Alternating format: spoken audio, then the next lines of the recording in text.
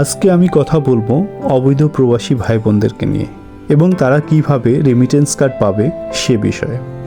প্রথমেই বলে রাখি, কেউই চায় না বিদেশে যেয়ে অবৈধ হতে, কিন্তু পারিপার্শ্বিক নানা জটিলতার কারণে তারা বাধ্য হন অবৈধ হতে।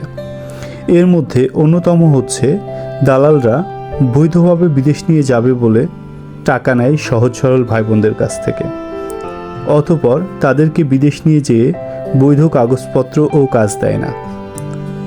ফলে তারা কোনো উপায় না দেখে বিভিন্ন সময়ে অবৈধভাবে বিদেশে কাজ করে এবং তারাও নিজেদের কথা চিন্তা না করে দেশ ও পরিবারের কথা চিন্তা করে বিভিন্ন ঝুঁকি থাকা সত্ত্বেও অবৈধভাবে কাজ করে। ফলে দেশের উন্নয়নে তাদের অবদান ছোট করে দেখার কোনো সুযোগ নাই।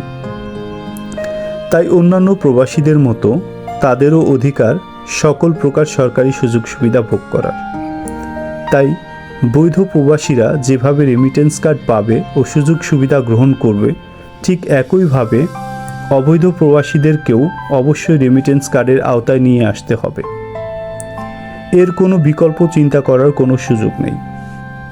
একই সাথে যে সকল প্রবাসী ভাই বোনেরা বছরের পর বছর অবৈধভাবে বিদেশে মানবতর জীবনযাপন করছেন, বর্তমান ডক্টর মোহাম্মদ ইউনূস সরকারের উচিত অতি দ্রুত সময়ের মধ্যে কিভাবে সরকারিভাবে বৈধ কাগজপত্র করে দেওয়া যায়, অবশ্যই সরকারি খরচে, সেজন্য দ্রুত উদ্যোগ গ্রহণ করা।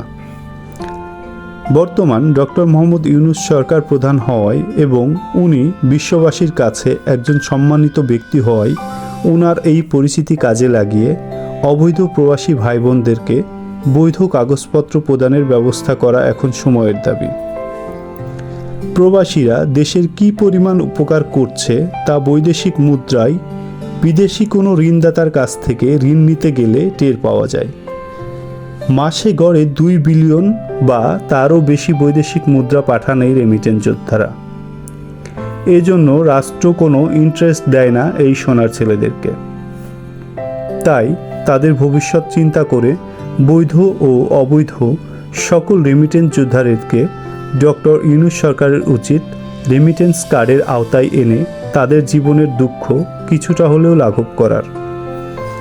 সর্বশেষ ডক্টর মোহাম্মদ ইউনূস স্যারের কাছে দেশবাসীর পক্ষ থেকে একটাই দাবি, অবৈধ প্রবাসীদেরকে বৈধ কাগজপত্র সরকারি খরচে তৈরি করে তাদেরকে রেমিটেন্স কার্ডের আওতায় এনে অর্থনৈতিক স্বাধীনতা দেওয়া হোক।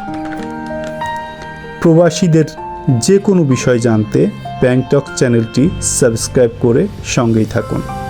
এতক্ষণ সাথে থাকার জন্য আন্তরিক ধন্যবাদ।